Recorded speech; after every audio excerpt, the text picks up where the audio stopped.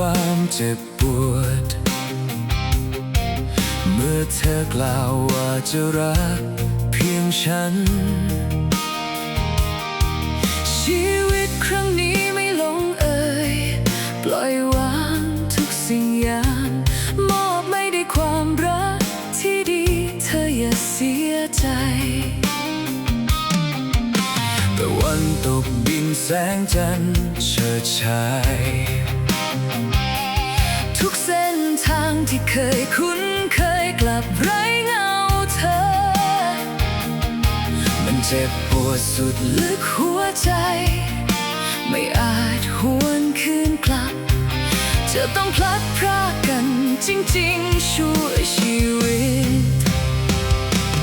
ในวันนี้ฉันถึงรู้ดีย้อนเวลากลับมาไม่ได้โธ่โชคชะตาเล่นตลกลืมตาตื่นมองฉันอีกครั้งจะบรรเลงเพลงให้เธอฟังให้เหมือนเคยดังวันแรกที่เราพบกัน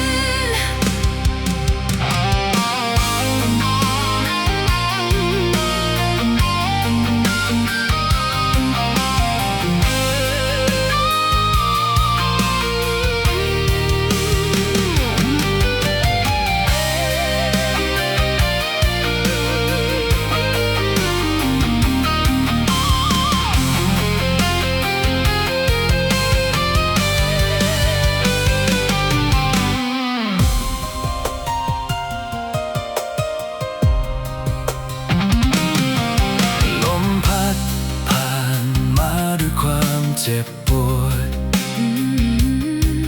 เมื่อเธอกล่าวว่าจะรักเพียงฉันชีวิตครั้งนี้ไม่ลงเอ่ยปล่อยวางทุกสิ่งอย่างมอบไม่ได้ความรักที่ดีเธออย่าเสียใจตะวันตกดินแสงจันทร์เฉิดฉายทุกเส้นทางที่เคยคุ้นเคยกลับไร้เงาเธอ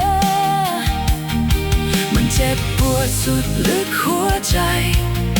ไม่อาจหวนคืนกลับจะต้องพลัดพรากกันจริงๆชั่วชีวิต